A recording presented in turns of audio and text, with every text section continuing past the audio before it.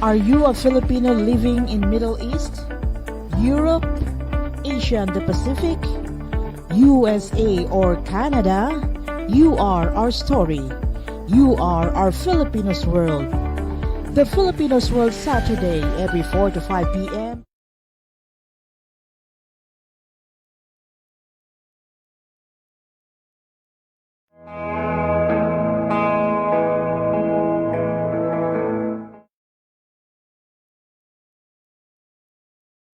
This program is brought to you by Love Module and Envirocool.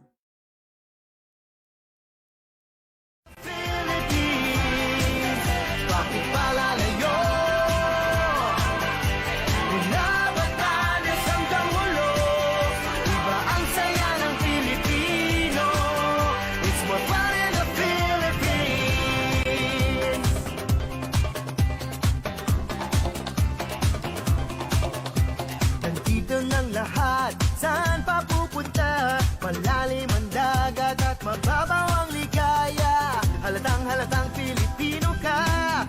Abot langit ang iyong ngiti. Lahi ng masasaya.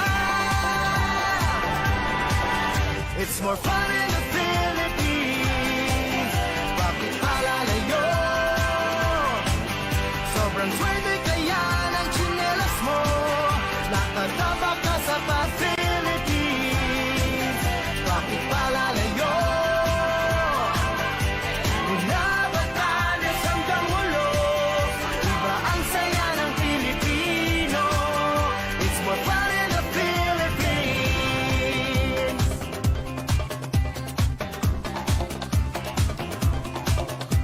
Nandito ng lahat, saan pa pupunta? Malalim ang dagat at mababaw ang ligaya. In Luzon, Visayas, and Mindanao, and to the Filipinos across the globe. My name is Agnes, and you are watching live for the Filipinos World. We're broadcasting live via facebook.com/the Filipinos World and facebook.com/the Philippine Press. Today is January 22, 2022 with our episode, Digital Technology and Anti-Illegal Drugs Campaign. On the first segment, retired Colonel Rodrigo Bonifacio of People's Volunteers Against Illegal Drugs will talk about changing landscape of the Anti-Illegal Drugs Campaign. On the second segment, Mr. Alimbzar Pacasum Asum, Regional Director of Mindanao Cluster 3 of the Department of Information and Communication Technology, will discuss on the role of digital technology during the pandemic. Today's episode, we will be joined by our host live from Manila, Philippines, the law enforcement and safety expert, Dr. Rodolfo John Ortiz Teope. Let's pause for a short break, and when we come back, let us have Dr. John Teope together with retired Colonel Rodrigo Bonifacio. We will be right back.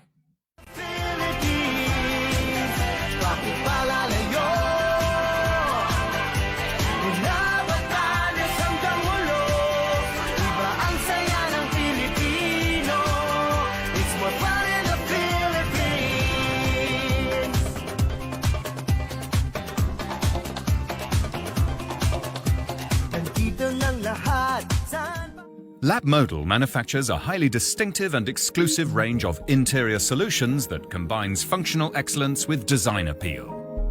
Solutions with integrated, innovative, ergonomic features to well-designed workplaces. Our company is based on the inherent values that shape the core of who we are. It is through our living values that we continue to fulfill the promise of our ideal and environmental design standards.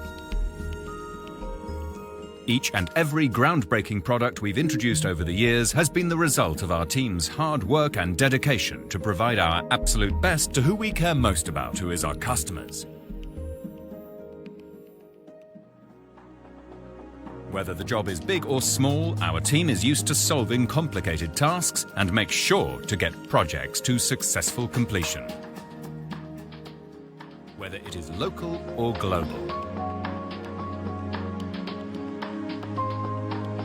This is why LabModal is known as one of Europe's leading manufacturers of innovative system solutions for devices used in laboratory facilities, hospitals, and educational facilities.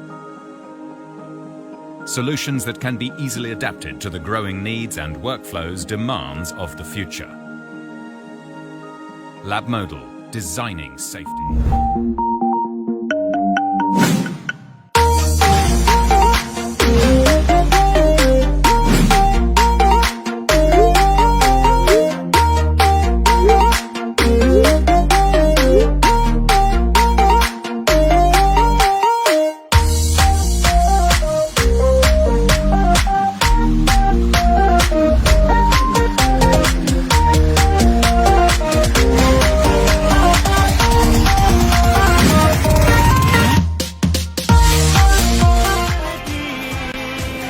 Bakit palalayo? Mula Batanes hanggang Ulo, iba ang saya ng Pilipino. It's more fun in the Philippines.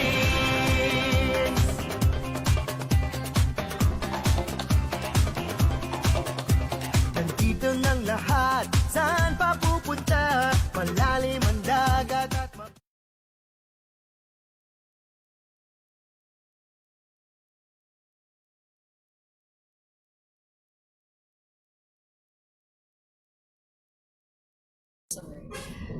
For your hospital chemical storage, classroom interior design, school furniture storage units, fume covers for schools or hospital system cabinets, you may please get in touch with Love Model via email at info@lovemodel.com or visit the website at www.lovemodel.com. The Filipinos World is still helping the typhoon victims in Sipalay, Negros Occidental.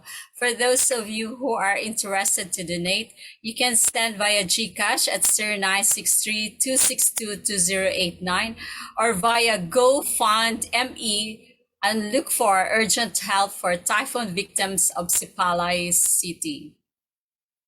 Ladies and gentlemen, join me in welcoming our guest host for this afternoon, Dr. John Ortiz Teope. Good afternoon, Dr. John. Welcome to the Filipinos World. Okay, good afternoon, Agnes. Welcome, audience. Welcome, world. Welcome, Filipinos overseas. This is the Filipino world. Hope you would watch us and you would learn a lot from this episode.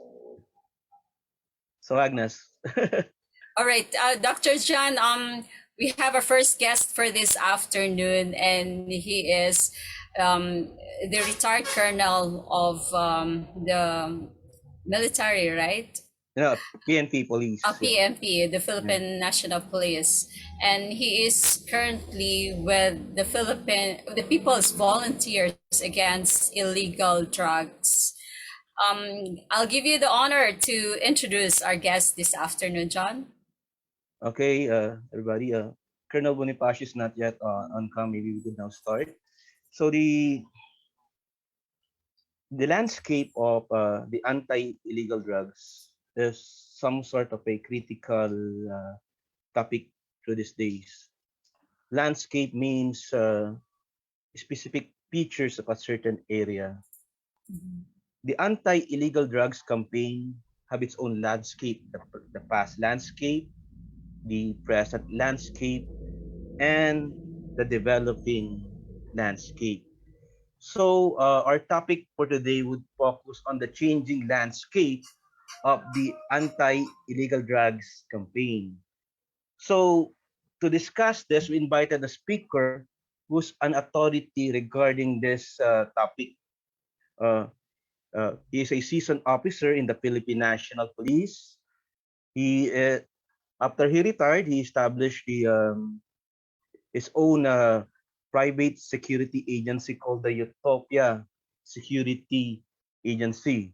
He's been so busy regarding the campaign against illegal drugs, and since his time from the NARCOM up to the press, after NARCOM days in the PNP up to the present PNP anti-illegal drugs group, Colonel Bonifacio have what you call this contributed a lot regarding the anti-illegal drugs operations campaign. So Colonel Bonifacio also is a instructor, educator, is also a visiting scholar of the Guangxi University of Nationality, which I am also a visiting professor. And believe it or not, he was my student in the Philippine Public Safety College, the best class in the whole officer senior executive class, that is the Mabuhay class. So without further ado, I'd like to introduce to you Colonel Rodrigo Duly Bonifacio from the angkan ng mga Bonifacio, angkan ng matatapang apo ni Andres. So Colonel Bonifacio, good afternoon. Good afternoon, Dr. John Teope, my professor in the doctrine developments. Of course, good afternoon to Agnes and to our Filipino overseas watching right now. To our PVAID advocates also watching with us, magandang hapon po sa kanilang lahat. So, Colonel Bonifacio, to start with, is that the landscape of, as we say in the Philippine anti-drug campaign, is quite critical from the days when the president assumed his authority as the president. They presented the Oplan Tokhang, the Double Barrel, and there are so many programs regarding the anti-drug campaign, the war on drugs, as they say. So my first question to you is that how would you describe the present anti-illegal drugs campaign of the government or the private sectors, the present right now as a whole? Doc John Chope, no? The current national anti-drug campaign, which is primarily focused on the drug supply reduction, is very, very much active nowadays. Even from day one in 2016, maybe up to the last stage or the last day of our president in office, the campaign will still continue. But of course, we have the other side of approach, which is drug demand reduction, primarily focused on preventive education, values formation, and spiritual transformations. We have three major clients here: the community, the school, and the different workplaces. And these are very, very essential in our campaign against drug abuse. So you mentioned about the drug demand reduction. There is such a thing as a supply reduction aspects of the anti-illegal drugs operation. So for purposes of the audience to understand the difference with what a demand reduction is, can you please explain to us what is the difference between the demand reduction and the supply reduction? The supply reductions, of which I am engaged during my time with the Philippine National Police, is primarily the function of our government on law enforcement. This is anchored on criminal and punishment. And of course, the primary function of every law enforcement in the government. But insofar as the drug demand reduction program is concerned, this is the actual participation of our community, the local government unit, the different the school community, and the different workplaces. For the barangay, of course, we have this newly launched BADAC, the Barangay Anti-Drug Abuse Council, which seems to be currently picking up, no, in its campaign on advocacy. And of course, for the school, we have this formerly the DARE, the Drug Abuse Resistance and Education. But recently, our Department of Education launched a memorandum of the circular regulations promoting the End Debt Program, National Drug Education Program. Hopefully, the Commission on Higher Education will follow through. For the different work sectors, we have currently the regulations of the Department Order of the Department of Labor and Employment, known as the Drug-Free Workplace, covered under DO 53 series of 2003. But I believe this whole concept should be strengthened in support of the drug supply reduction program of our national government. There should be one holistic and balanced approach. That is my position right now. In order to win the war on drugs that we are tackling since 2016 up to the present. So siguro to make it more understandable to our friends, ang ibig sabihin ni Colonel Bonifacio on the demand reduction is that mabawasan ang mga gumagamit ng bawal na droga. At yun namang supply reduction ng sinasabi, mabawasan ang mga nagpo-push o yung mga supply at nagbibenta ng mga illegal na droga. Yes. So, if that is the case, Colonel Bonifacio, an effective demand reduction program would entail that, means that the supply reduction effort would be lessened if there is an effective drug demand reduction program, because the Filipinos are educated and they are now aware of what are the effects and danger of anti-illegal drugs, of using drugs. They would not use it, and there would be no criminals, no pushers, and no users to be apprehended by the law enforcers. Ganun ba yun? That is correct, Doc Jan. As I've said, no, kailangan natin ng isang one holistic and balanced approach. Pagsamahin natin yung dalawang yun, so we can win the fight against illegal drugs. So Kasi mababawasan na yung patayan. That's right. Kahit paano ma-address natin yung issue ng ICC, no? And it's primarily the function of the state to protect its own citizen, of course. Kaya minsan sinisilip yan ng mga human rights advocates. Pero ang totoo nun, talaga namang kailangan ng Estado na idepensa yung kanyang sarili. Yeah, that's the thing there. You mentioned the human rights and the advocates. So, in your own opinion, if you would rate the present campaign on the anti-illegal drugs launched by the government, specifically the first double barrel, and now the new developing double barrel, and now the final version which the Chief PNP, me, would launch. My classmate. Yeah, your classmate, General Carlos, also my student, General Carlos. How would you rate the anti-drug campaign launched by the government? Well, I've said earlier, it's the concept of drug supply reduction is very, very much active. I would rate a figure of 3 because it's not yet over.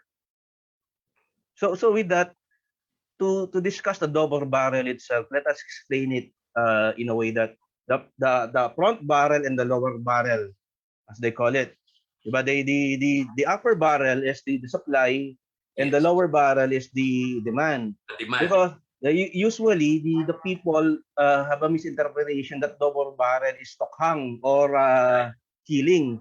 Yes. Because it also focuses on the demand reduction aspects of the government, but what the media concentrated at is more of the supply reduction in the law enforcement aspects of this government. Now, you mentioned about the law enforcement, you mentioned about the approach in the law enforcement. The law itself sometimes prohibits or deters the conviction of the apprehended or the caught criminals who violated RA 9165 of the Dangerous Drugs Act. And there are really provisions there that restricts or usually dismisses the case, just like of what happened to so many drug lords. Yeah, there are many instances. So what do you think are the defective provisions of Republic Act 9165? It's specifically, you are running right now as a party list congressman, PVAID, and the only anti-drug group who is running in the party list. So if ever, what do you think are these provisions that are defective that needs to be amended? Well, I think, of course, we need to consider the context of our 1987 Constitution, because that is the mother of all laws. Okay? And according to Section 6 of Article 16 of the 1987 Constitution, there should be only one national police force in the country, which is civilian in character and national in scope. Okay? And following that that mother provision, there is a law known as the Police Enabling Act, Republic Act 6975. This is the vehicle that create the Philippine National Police. Okay, and all powers of enforcement repose in this particular agency, having this national scope concept. When the law on the Comprehensive Dangerous Drug Act was enacted in 2002, it creates another police authority, specifically under Section 82 of Article 19, particularly Section 84, Paragraph D, that grants and authorizes a particular agency other than the Philippine National Police, particularly the Philippine Drug Enforcement Agency, a police authority to apprehend, arrest, and conduct search and seizure. When in fact, under the Constitution, there should only be one police force, which is the PNP. So there will be a problem on the jurisdictional conflicts itself regarding the drug operation. Precisely, right? Doc. Precisely, Yeah. Doc. So I believe that there must be some sort of harmonizing the provisions of Republic Act 9165 in order to conform with the mother provision of our 1987 Constitution. And as I see it, based on the enactment of the PDEA, the term and name itself of the agency is just concentrated on the enforcement aspects, and anti-drug campaign, to suppress it, there are so many components, such as the anti-drug education and also the anti-drug re-engineering program. So we always concentrate on what? The apprehension or the law enforcement. Now, when I was then the first consultant of the Anti-Illegal Drugs Special Operations Task Force, as per my experience, and when drug laboratories are being raided, there is a problem on the provisions on 9165, which states that the mere presence of a precursor would not justify that it is a drug laboratory itself. That's correct. Yeah. We need to justify that there is the manufacturing of the drug itself. So the presence of the ephedrine would not be enough. So sa Tagalog, ganito po yan. Pag nakakita ng drug laboratory at nakakita doon ng mga ingredients, hindi pa rin daw drug laboratory. Yun ang sabi ng 9165. Kailangan mapatunayan na a complete component. Yes. Ginagawa lahat. Yes. Do you think this provision needs to be amended? I think it should pass through the process of oversight. Not only that provision, but of course, the provision of giving or empowering police authority in order to prevent frictions among line agencies having police authority. I believe that there are chances to give more power to the Philippine Drug Enforcement Agency to regulate and monitor the activities of our drug or narcotics agents enforcing Republic Act 9165. Now you have mentioned the friction. There was the previous incident last year regarding the misconfrontation between PDEA and the PNP. They say that it is a cell bus or a buy bus operation itself, and there was the gunfight and exchange of fire in Commonwealth. So what can you say about this? That is exactly the point that I am trying to drive at, Doc Jan. And I believe that we have still a chance to rephrase the context of our statute in order to prevent the recurrence of the same incident in the future. So just like, for instance, the practice, the best practice of our U.S. Drug Enforcement Agency, no, they have this drug enforcement agency trying to create or maybe do some case build-up operation. When it comes to the enforcement, they give it to the local or the state police that will enforce the case operation plan being conducted by the agency. Okay. In other words, doing that, you can prevent the frictions between law enforcement agency. But of course, you need to give authority to that agency, like for instance, our PDEA, to monitor and accredit all law enforcement agency enforcing 9165. Okay. Anti-drug advocates, and there are so many organizations, are looking at for the imposition of the death penalty. My question is this: can the death penalty be a deterrent in the commission of crimes related to anti-illegal drugs? I believe that it is a deterrence to stop and of course put an end to the proliferation of illegal drugs in our country, especially our borders. You can see a lot of course Chinese national engaged or even involved in the importation of narcotics in our country. But Doing that, there is a problem regarding the judicial system. That's only those who have no money are convicted. How the drug lords are being what? Acquitted? well, that's actually that's a conjecture, Doc. Actually, we have this concept in our law and order, of course, that once you are charged, of course, you still enjoy the presumption of innocence and the presumption of regularity. Will it be okay when we look at the channels of distribution in the anti-drug, in the drug transaction, that the death penalty be concentrated on the drug lords only and not the pushers and the users? I believe that the death penalty should be given only for high-value targets and those involved in huge drug trafficking. We have this current program of Philippine Drug Enforcement Agency, the Balay Sila, wherein they give a chance even to those street pushers and avail of these special provisions of the rules of court on okay, you mentioned about the high value targets. We were discussing that then in the PNP when I was there in the part of their committee. We mentioned the high value target. There is a problem on how to define the high value target. Because if it is a movie star, they say it's high value. It is a high profile target. Because as I look at it, the high value target should be concentrated on the financiers and only the drug lords itself, so that it is properly defined that death penalty should be imposed only to these financiers and drug lords spreading the drugs.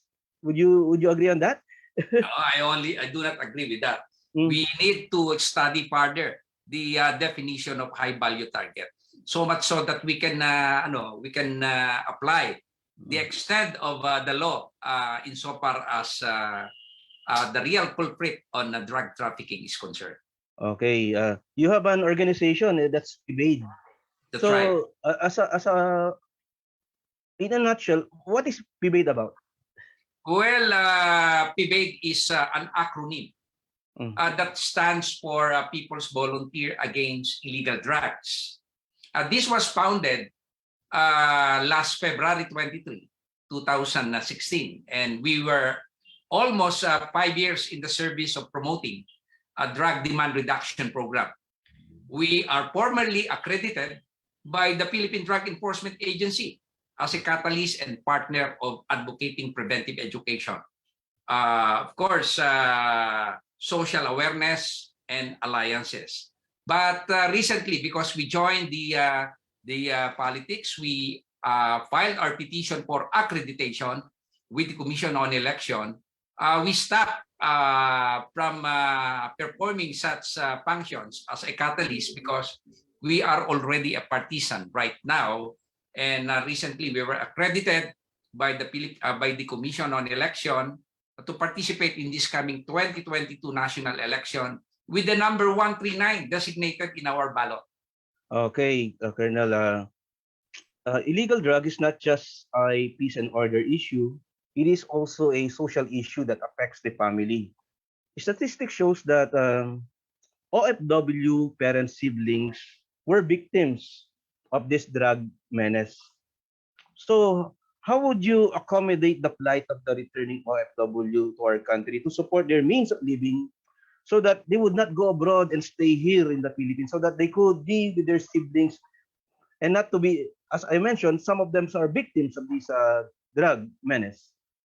Well, thank you for asking that, Doc. In fact, it's one of our legislative agenda, our number 9 agenda, which states that we will be protecting the rights of every workers, okay, particularly overseas Filipino workers and retirees against arbitrary diminution of benefits through the passage of a law granting perpetual guarantee and protection to them. Kaya ako sinama dito yung mga retirees dahil victim din ako, Doc, diyan. Natapyasan kami yung aming pension. Ang author noon si Congressman Eric Yap ng CIS Party List. Kaya marami nagalit na mga retirees. Siningit ko lang yan. But of course, ang main concern ko dito yung ating overseas Filipino workers. We have this program on reintegration. No? Once they go back to our country, meron tayong tinatawag na pre-planned program with our Department of Labor and Employment and Overseas Workers Welfare Administration. No? Hahanapan natin sila ng mga programa para nang sa gayon, hindi na sila babalik doon sa kanilang pinagtrabahuan. You know, most of these overseas Filipino workers are victims of abuses. Kaya napakasakit sa dibdib. And almost every night, minsan madaling araw, may tumatawag sa akin, seeking for help. Pero wala kang magawa kasi yung kanilang pasaporte at yung ating Pilipina na kababayan, ikinukulong nila sa kwarto. No? Kaya there are times na meron akong kinakausap doon. You know that I came from the police service. Minsan, umiiral yung pagiging instinct kong pulis. No? Pagka makakuha ka ng chance, abangan mo, tumakas ka. Sasaluhin ng kapwa Pilipino yun. Dire-diretso sa polo. Ganun ang ginagawa natin. Kaya sabi ko nga, we need a lot of investment program here. And I believe that this coming administration, marami silang mga programa para dyan. And doon natin tatahiin ng People's Volunteer Against Illegal Drugs yung konsepto ng reintegration program ng ating overseas Filipino workers. Kailangan tutukan natin yan. And we need to open more jobs here, provide more investment para yung ating mga kababayan hindi nalalabas. Oh, okay. We're now on the final minute of our segment, Colonel Bonifacio. So what is your message to our audience, to the Filipino people, and all the overseas Filipino worker worldwide? Well, I am appealing to our overseas Filipino workers to look for a vibrant party list who can help them, especially our government in this 19th Congress, and of course that will can be leaned on to provide or maybe provide the protection for their own interest, especially yung ating mga returning OFWs. Kasi hindi lahat ng mga nakikita natin na mga party list na tumatakbo ngayon na ay masasabi nating alam kung ano yung problema ng ating bayan. We need to check on this, and hindi lang anti-drugs ang dinadala ng People's Volunteer Against Illegal Drugs. We have also the so-called social development program that comprise of livelihood, youth leadership training, sports development, and anti-poverty measure. Meron din kaming concept on public image, yung civic awareness and response. Kaya meron tayong continuity. And I also encourage all other organizations to join the People's Volunteer Against Illegal Drugs, which is part of our five pillars, the local and international cooperations. Ito yung aming alliances, And doing this, having these 5 pillars of actions, drug supply reduction, drug demand reduction, social awareness and development, civic awareness and development, or yung public image, and the alliances, I am sure that the Philippine government, the Philippines will win the war on drugs by next administration. Okay, thank you very much, Colonel Bonifacio. So At wag po ninyong kakalimutan ang 139 sa balota. Yeah, 139, People's Volunteer Against Illegal Drugs. Ladies and gentlemen, the anti-illegal drugs stakeholders like us, Agnes, Colonel Bonifacio, the media, the OFW, the law enforcers, leads us in the national campaign to raise awareness about the major changes that illicit drugs represent in our society as a whole, and especially to the young people. The goal of the campaign is to mobilize support, inspire people to act against drug abuse, and we, as an anti-illegal drugs advocates, encourages as many awareness-raising activities as possible around the nation, and invites individuals, non-profit organizations like PVAID, the private sector, the government officials to get involved in the fight against illegal drugs, or this menace against illegal drugs. So again, this is your host, Dr. John Ortiz Teope. We will be right back. Philippines, bakit palalayo? Mula Batanes hanggang Ulo, iba ang saya ng Pilipinas.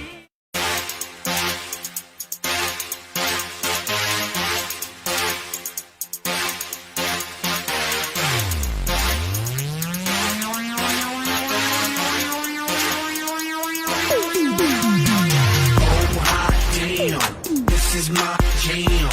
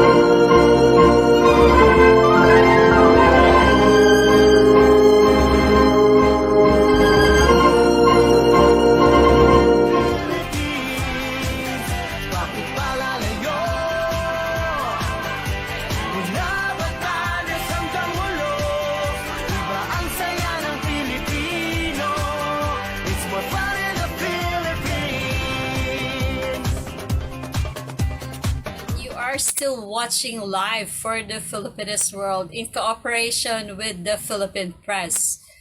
Special thanks to Ms. M. Sanchez of the Philippine Press.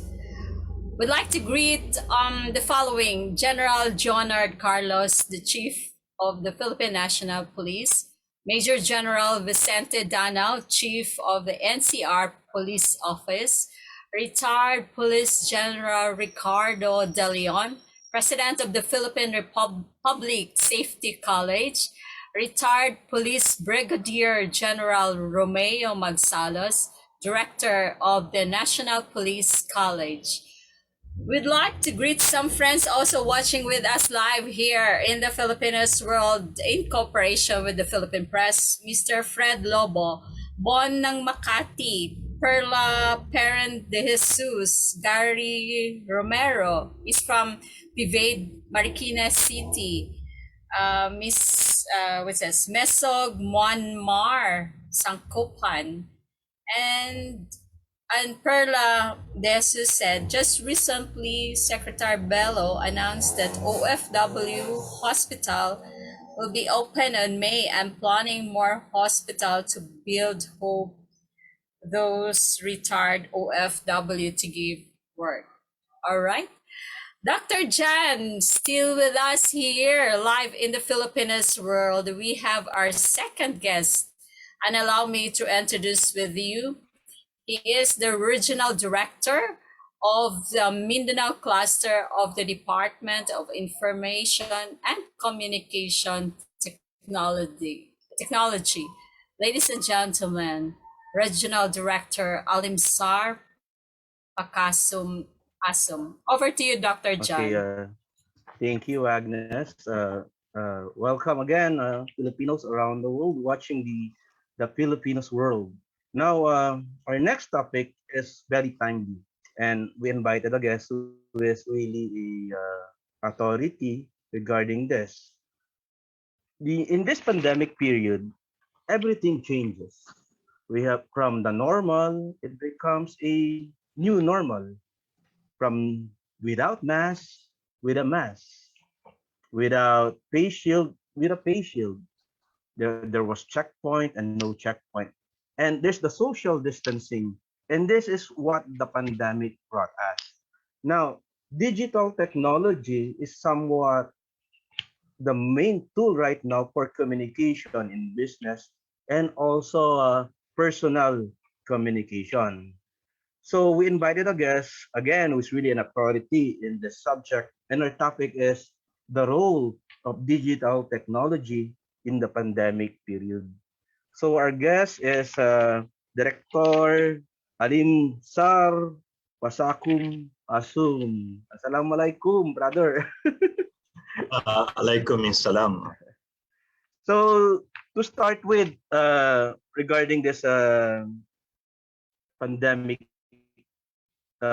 period, online learning has been the challenging platform, Director, to intensify the Philippine education. So what are DICT's initiative to intensify Philippine education standards during this pandemic period?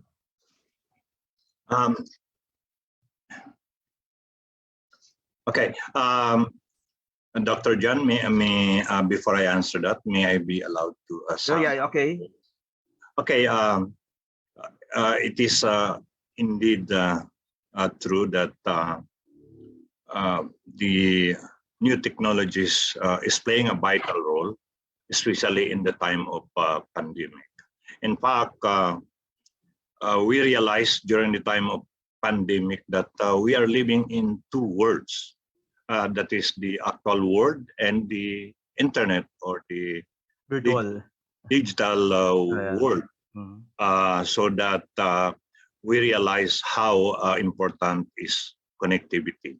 Now, there is such thing as a project of the government, which is build to connect the whole country through bridges and road network. There is also a need to interconnect the country through internet. So with that, of course, DICT has introduced so many things to respond, especially on the delivery of knowledge through internet, considering that face-to-face classes is not allowed this time. But then one of the things that the ICT did is we launched the digital teachers and learner projects, which is a training program where thousands of learners and teachers benefited because through this program, it empowered our teachers and learners to navigate the digital landscape to champion the welfare of our children amidst the pandemic. And also, the ICT partnered with the PVAID to realize the public education network, and the goal of the PEN, we call it as PEN, is to fast track the digital connectivity of all public schools and of course DepEd offices, and to strengthen the delivery of education through broadcast, connectivity, and digital security. And of course, to allow our learners to access other learning platforms. Okay, Director. Even before the pandemic, the government itself has the project of creating a digital highway. That's why there is the entry right now of the third telco. Uh, now, the digital highway concept is that so that connectivity would be accessible for everybody. And then there was a single tower in the communications. We have now the common tower, wherein all the communication company could be in the common tower. So just like to ask you, Director, how is this space right now? What's now the status of the space of the common tower areas and the construction of the digital highway in this pandemic period? Okay, we are very happy that we have now a third telco, but just the same, we realize that we cannot be at the mercy or could be solely dependent on private telcos, because right now, even with the what is this encouraging private telcos through the joint memorandum circular, which is signed by other agencies, including the ARTA, which is to streamline the what is this the procure what is this to availment of permits licenses, because known daw it would take 30 or 40 what is this yes, Stages. yes, yes. Yeah. And yun yung isang sinasabi nila ng mga private telcos. The reason why they're very slow in rolling out ICT infrastructures. And also, instead of every private telcos building their own tower, we have a provision on, as you said a while ago, a common tower, so that one tower built by yes, all telcos could what is this use it. But it is still sad to note that private telcos are what is this guided by I hate to say this, but motivated by the so-called ROI, return of investment. Yeah, that's why we still have this so-called unserved and underserved areas in our country, because private telcos wouldn't roll out ICT infrastructure in those areas, considering that they won't recover their investment. You mentioned, Director, the return of investment. I'm aware regarding the construction of the towers, and usually the present scenario right now is that the common tower providers are now procuring towers for having the cost for the tower for a least cost, wherein the standards or the what they say the endurance of the tower constructed might be a problem. So some are just offering it for 5 million per tower, when back then it was 10 million or so. Now, when we go to this, is that during typhoons, these towers might have problems regarding the durability of the tower because of the mentioned ROI. And in the recent event, there is the typhoon of that. And the typhoon of that, the problem of telecommunication and communication among those people residing in that area exists. So how do the ICT address the problem regarding this, specifically during the time of the typhoon of that? Yes, we realized that during typhoon audit, some telephone companies' infrastructures were toppled down by the typhoon that includes towers, so that even there is a standard on building towers as to strength and durability. Yet there are times that towers could be toppled down by a typhoon, super typhoon such as Odette.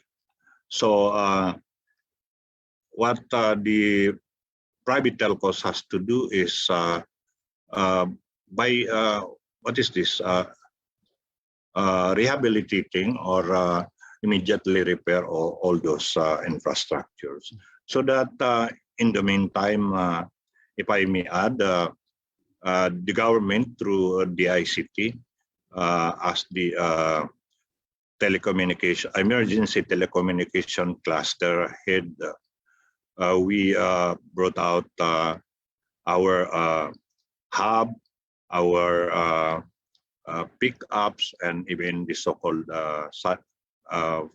fly VSAT and sat phones, so that while the private telecoms are repairing their infrastructure or facilities, then there could be a way where our people and the government could communicate on how to respond appropriately to the areas hit by the typhoon.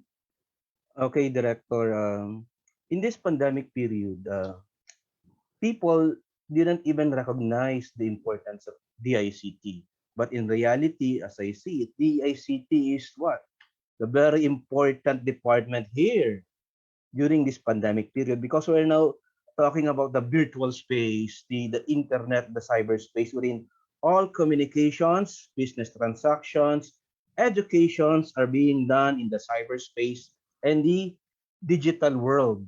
Now, at this point, the DICT have made programs and develop strategies that some people might not notice or do not know. So what are the ICT programs launched in the LGU or even other areas during this pandemic period that really helps the nation during this crisis of the COVID-19? Yes, as I've said a while ago, that there are a lot of what is this unserved or partially served areas in the country when it comes to telecommunications, so that to fill in that void, the government through the ICT has launched projects such as the National Broadband Program, that is a step on how the government could have its own backbone and network. As I've said, the government has to have its own network in order not to be dependent with the private telcos. And of course, the free Wi-Fi for public places, and also the national or government network, wherein government offices are being interconnected through the GovNet. Okay, Director, you mentioned about the free Wi-Fi. There were previous legislations proposing for a national free Wi-Fi system throughout the country. When do you think will it be realized that there would be a 100% effectivity or productivity of the Wi-Fi, the free Wi-Fi nationwide? Will it be this year, next year, or because remember, this is the pandemic period, and whether we like it or not, we need to live with the new normal, because the pace of the pandemic is that we could not easily confront and fight this problem instantly and eradicate the pandemic. So we would still continue with the virtual communications, the online transactions. And the Wi-Fi system and the interconnectivity is important. So the DICT is working on that based on the Information Communication Technology Infrastructure Program. So when can we see and realize, we Filipinos, that it is now an effective Wi-Fi connection, a best speed, and a speedy internet, Director? Okay, this is the reality. Right now, we have already identified all government offices and all the public places which who are beneficiary of the free public Wi-Fi. But then the first thing we have to understand is that we subscribe. This is a management internet service, so that by identifying those locations, we award it through bidding to private what is this private providers, internet providers, and as you can see, there's a lot of areas, especially in the far-flung or in the countryside, that we could not implement the free public Wi-Fi because there are no available ICT infrastructures. So that if we could finish the national broadband projects and the government could have its own network or backbone, then we could roll out even to the remotest area of the country. So what we are doing now is that those areas that has internet service provider, we could easily implement the free Wi-Fi. And the far-flung areas, we are doing it through VSAT. That is a technology where we could get signal from satellite. So, of course, with the limitation of budget, because just last year, to complete the national broadband project, we need something like 36 billion, but the Congress allotted only around 6 billion, and the same for this year, so that we are implementing the projects according to a budget appropriated to us by Congress. Okay, Director. One of my discipline as a law enforcer and public safety instructor or specialist is the security aspects. Now, there are so many online sellers, educations online, even personal communications online. So the question is this: do the Department of Information Communication Technology have security measures to keep safe of all the information, or are we safe communicating on the cyberspace? Because these are the concern. Unlike if it is a face-to-face, it directly goes my communication to the person. But when it comes to the cyberspace, are there somebody looking at our communications? Are we being hacked, or our communications be transferred to another server, or there will be other relay stations that could intercept our communication? So on this point, what are the security measures being done by the DICT to protect the integrity of the communication and secure the communication and transactions of the people during this pandemic period? Okay, first, we have now an ICC or CICC. This is a cybercrime interagency coordinating committee where we have created the so-called INSERT, National Cyber Security Bureau, so that first we are testing. In fact, if you've heard that some government portals or websites are being hacked, it could be a part of testing how safe are those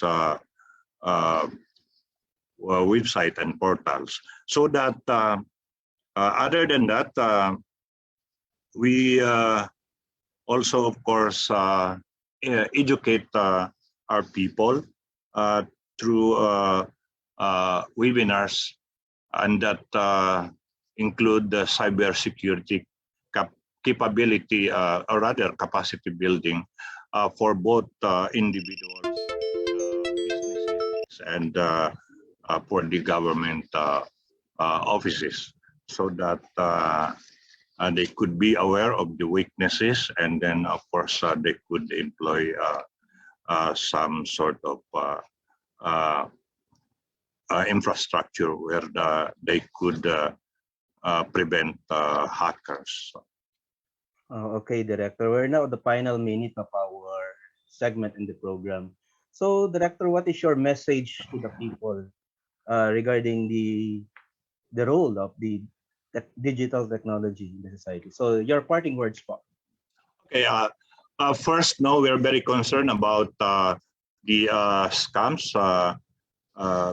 going on in the cyber world.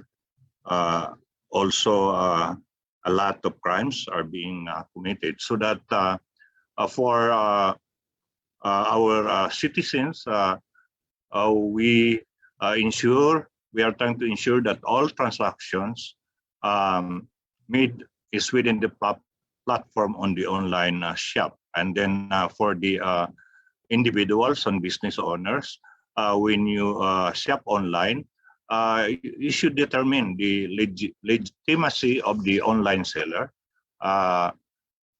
And another is it is important to utilize the rating and testimonial of previous shoppers who left comments on online shopping platform. And it is better to do it on a cash on delivery payment. Other than that, you should, the parents also should be educated on how to protect their children to the some apps where they could be exposed to pornography and other cyber crime. So with that, my parting word is that together, or rather working together, we can maximize the power to avail of the opportunities given by the new technologies through economic growth, medical needs, job creation, and of course, education that new technologies afforded us. So with that, maraming salamat po. Sa Okay. ating lahat. Supuran, Director Asum. Salam. Now, in this pandemic period, digital technology make it easy to stay in touch with friends, family, and work remotely, even if you are in another part of the world.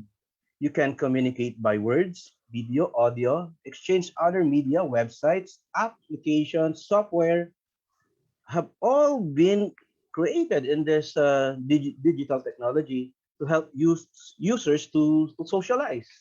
Thus, whether we like it or not, digital technology will be a part of our life from now and years to come. And through digital technology, we can greet our loved ones everywhere. Thus, I want to greet my sister, my ate, Miss Lolita Ortiz Teope, the branch manager of the Development Bank of the Philippines in Coronadal City. A blessed happy birthday, Ate Lolit. And this is your host again, Dr. John Ortiz Teope, and thank you very much for watching the Filipinos World. Agnes? We'll just pause for a break, and when we come back, let us thank all our sponsors and the people behind to make this possible with the live streaming, the Filipinos World. We will be right back. Bakit palalayo? Mula Batanes hanggang Ulo, iba ang saya ni Teens. Bakit palalayo? Mula Batanes hanggang Ulo, iba ang saya ng Pilipino. It's more fun in the Philippines.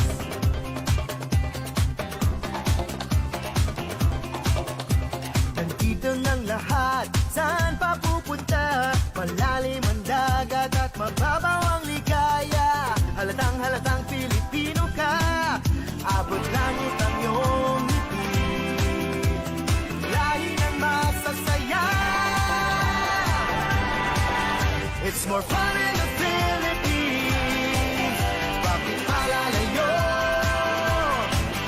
Sobrang swerte kaya ng tsinelas mo. Nakatapa ka sa pa-Philippines. Bakit palalayo?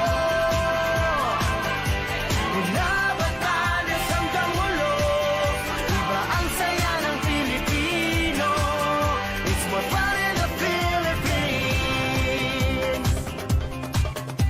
Back, and you are still watching us live here in the Filipinos World. The Filipinos World would like to thank all donors for the typhoon Odette victims in Sipalay City, Negros Occidental. We have the Johnston family in New Zealand, Paul Zuzan of Briley Care, UK, Paul Markovichus in London, UK, June Aguilar of Quezon City, Philippines, Dr. Carlo Romero of Cagayan de Oro City, Ruby Apao of Osamis City, now she's in Dubai, Tess Galino Arendt from Guam, Vivian Ganaden, Melanie Riquet, Janelle Peralta, and Miss Bernadette Tumandang. For suggestions, comments, feedback, please get in touch via our email, thefilipinosworld@gmail.com.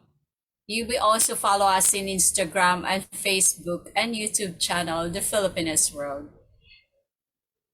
If you want to become one of our sponsors, please send us your intent via email, thefilipinosworld@gmail.com.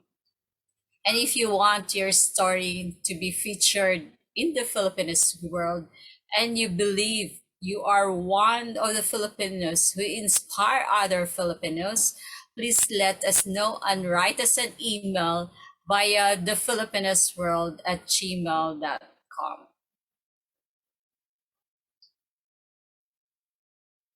Dr. John?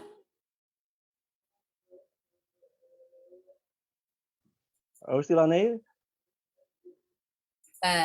I'll give you the floor.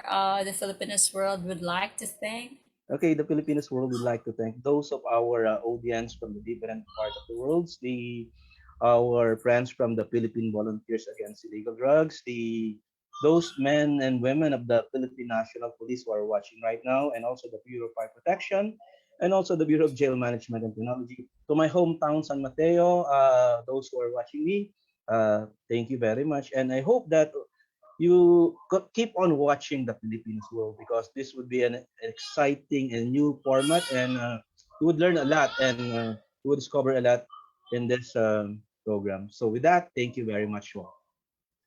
All right, thank you so much. We would also like to greet some more friends here. Bon Amalia watching with us, Zada Fernandez, Miss Maricel Guitarte Dakanay watching from Hong Kong. Thank you so much. The Filipinos World, in cooperation with the Philippine Press, would like to thank Dr. Jan Teope for hosting this afternoon's episode. Thank you so much, Dr. Chan, and we wish to have you on board in coming episodes. You've done a great job. Yeah, Thank it's an you. honor for me to be invited by the Filipinos World. Thank you, Agnes. Thank you. The pleasure is ours. And of course, we'd like to thank our guest for this afternoon for gracing here in the Filipinos World.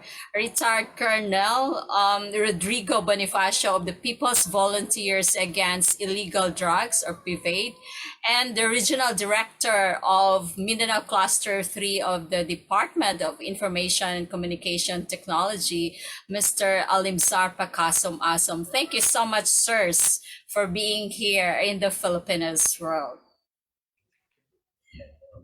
For this, we say, for the Filipinos World would like to thank Mr. Paul Markovich's, the executive producer, Ms. M. Sanchez of the Philippine Press, our virtual technical team technician, Mr. Deo Malinaw. Deo, you've done a great job. Thank you so much. Our social media team, kaagapay ako ng OFW KSA, Kabong, maraming salamat. Ako Bakwit Incorporated, and to all supporters and viewers of the Filipinos World. Dr. Jan, I'll give you the floor. For this we say, friends, all Filipinos entire the world, to the entire world, and our audience of the Filipinos World, and even our American friends who are watching, because we have also American viewers, as I see it in my Facebook page. Thank you very much, and as we say in the Philippines, that mabuhay kayong lahat, and long live all of you, brothers and sisters. We are all friends. We are all brothers and sisters. My friends from the National Commission for Filipino Muslim, Commissioner Magalen, and Director Mitch Ibra of the NCR. Salam, and to all of you, thank you very much. Thank you so much. This has been your ka-TFW Agnes, along with Dr. Jan Ortiz, Teope, and the Regional Director of Mindanao Cluster 3, DCIT, and of course the People's Volunteers Against Illegal Drugs, retired Colonel Rodrigo Bonifacio. Thanking everyone for watching here in the Filipinos World. Have a safe weekend. Goodbye. Thank you. Thank you so much.